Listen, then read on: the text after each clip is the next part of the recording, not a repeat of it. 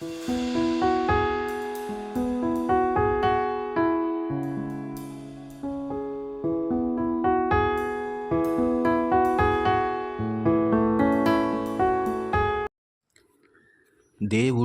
దానికి వ్యతిరేకమైనటువంటి వాడు దయ్యము. దేవునికి వ్యతిరేక కార్యాలు చేసేవాడు దయ్యమే. లూకాసు వార్త 8వ అధ్యాయము 26వ వచనం. వారు గలిలయకు ఎదురుగా ఉండు గెరసేనీయుల దేశమునకు వచ్చెను. వారు గలిలయకు ఎదురుగా ఉండు గెరసేనీయుల దేశమునకు వచ్చిరి. ఆయన ఒడ్డున దిగినప్పుడు ఆ ఊరి వాడొకడు ఆయనకు ఎదురుగా వచ్చెను. వాడు దయ్యములు పట్టినవాడై బహుకాలము నుండి బట్టలు కట్టుకొనక సమాధులలోనే గాని ఇంటిలో ఉండువాడు కాడు. వాడు యేసును చూచి, గలిలయలో యేసుక్రీస్తు, అందుకే ఆయన గలిలయవాడు, ఆయన అక్కడి నుంచి వచ్చాడు. ఎక్కడికి వచ్చాడు? గెరసేనీయుల ప్రాంతమునకు వచ్చెను. అక్కడేమున్నాయి? దయ్యములు పట్టినవాడు ఉన్నాడు. అవును,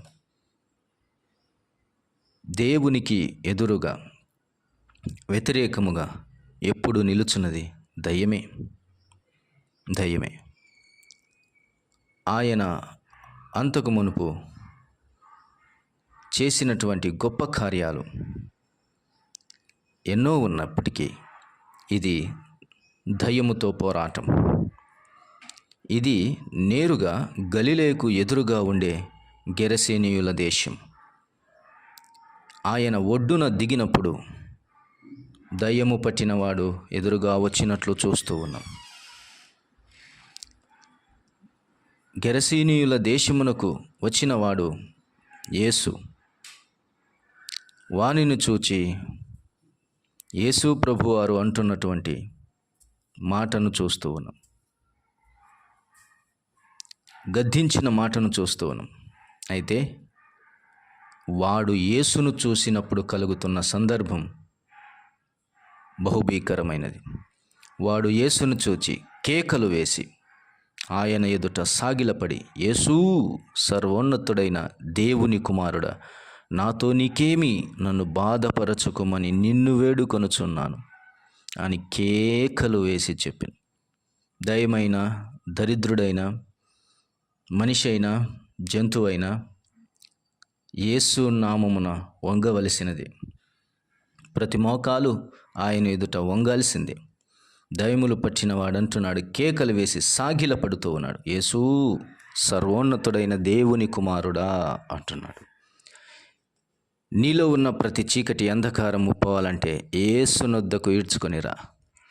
నీ చుట్టూ జరుగుతున్నటువంటి ప్రతి చీకటి సంభవాలు లయపరచబడాలి అని అంటే యేసునొద్దకు ఈడ్చుకొనిరా. గెరసేనీయుల దేశంలో ఎంతకాలం బ్రతుకుతాం? గలిలయుడు వచ్చాడు చూడు, ఆయన యేసు. ఆ ప్రభావశీల నామమును ఎదుట పడవేసి ప్రతి చీకటి వెలుగుగా మార్చబడుతుంది. ప్రతి మలినం పరిశుద్ధంగా మార్చబడుతుంది. ప్రతి అక్రమం నీతిగా మార్చబడుతుంది. ప్రతి దిగంబరత్వం వస్త్రములతో నిండబడుతుంది. వీడు అనేక దినముల నుంచి వస్త్రములు లేక, వీడు ఇంటిలో ఉన్నవాడు కాదు, సమాధులలో. యేసునొద్దకు తీసుకురా. సమాధి జీవితాన్ని సంసార జీవితంగా మార్చగలవాడు. సమాధి సంచారము కుటుంబ జీవితానికి మార్చగలడు. కుటుంబము చిన్న భిన్నమవుతున్న జీవితాలకు కారణం దయ్యములే. మనుషులను కుటుంబంలో ఉంచకుండా సమాధులలోనికి ఈడ్చుకొని పోతూ ఉన్నాయి. వెళ్ళవలసింది సమాధుల దగ్గరికి నీవు కాదు, దయ్యం. అందుకనే ఆయన పేరు చెప్పగానే, యేసు నామము పలకగానే ఇదిగో దయ్యములు పారిపోతున్నాయి, భయపడి వణికిపోతూ ఉన్నాయి. ఇంతటి ప్రభావశీలమైన నామము మనకు ఉండగా భయం ఎందుకు? వాడికి యేసు పేరు చెప్పకపోయినా తెలిసింది.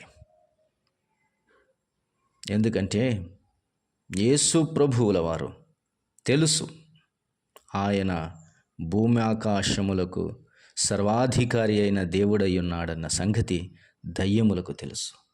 కానీ దయ్యం బట్టిన మనుషులకు అర్థం కావటం లేదు. ఈరోజు ఈ ఉదయకాల సమయంలో దేవుని భీకరమైన కార్యములకు నిలవు, దేవుని ఆశ్చర్యమైన కార్యములకు స్థానం, దేవుని యొక్క ఉన్నతమైనటువంటి ఆశీర్వాద కారకులకు యేసుక్రీస్తునందు పుష్కలముగా ఉన్నాయి. ఆయన ప్రతి విధమైనటువంటి నీతికి, పరిశుద్ధతకు కొలువై ఉన్నటువంటి దేవుడు గనుక ఆయన దగ్గరికి తీసుకొని రండి. గలిలయకు వ్యతిరేకమైనది గెరాసీను. గలిలయ నుంచి వచ్చిన వానికి వ్యతిరేకమైనది గెరాసీనులో ఉన్నటువంటి దయ్యం. నీ జీవితం గలిలయునితో పాట, గెరాసీనీయులతో పాట అన్నది ఈ ఉదయకాల సమయంలో ప్రశ్నించుకుంటే, వాటి నుంచి తప్పించుకుంటే నువ్వు సాగి వెళ్ళగలవు. మంచిదే. ఈ లోకపు యాత్రలో సాగుతుండగా సమాధులు వస్తాయి, సరస్సులు వస్తాయి. అందుకని 22వ వచనంలో శిష్యులతో కూడా దోణి ఎక్కి సరస్సు అద్దరికి పోదము అన్నాడు. సరస్సు దాటుకొని వచ్చాడు.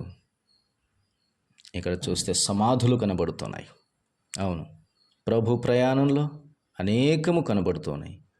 అలాగే నీ జీవితంలో కూడా సరస్సులు కనబడతాయి, ఆనందించు, సంతోషించు. సమాధులు కనబడతాయి, భయపడకు, దాటి వెళ్ళు, గద్దించు. అనేక విధములైనటువంటి వంకర మార్గములు వస్తాయి, చక్కగా నడువుము. ములకంపలు వస్తాయి, దాటి వెళ్ళము. గచ్చపొదలు వస్తాయి, జాగ్రత్తగా వెళ్ళము. చెప్పులు వేసుకో.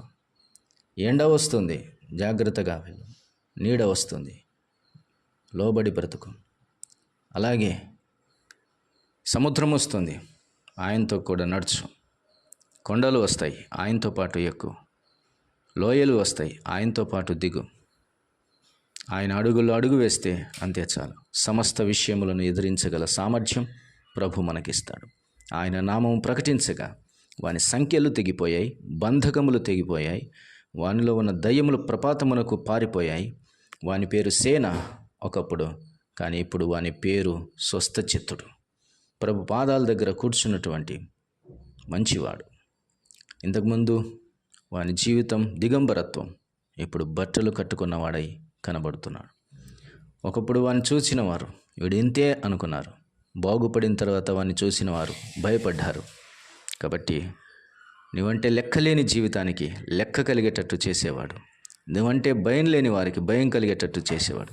నువ్వంటే విలువ లేనటువంటి వారికి విలువనిచ్చేటటువంటి దేవుడు ప్రభువే. ఎదుర్కో గలిలయని. అట్టి కృప దేవుడు మనకును మన కుటుంబాలకు దయచేయునుగాక. ప్రియ తండ్రి, స్తోత్రం. మాటలను దీవించండి, వినవారి హృదయాల్లో కార్యం చేయమని క్రీస్తు యేసు నామమున అడుగుచున్నాము తండ్రి. ఆమేన్.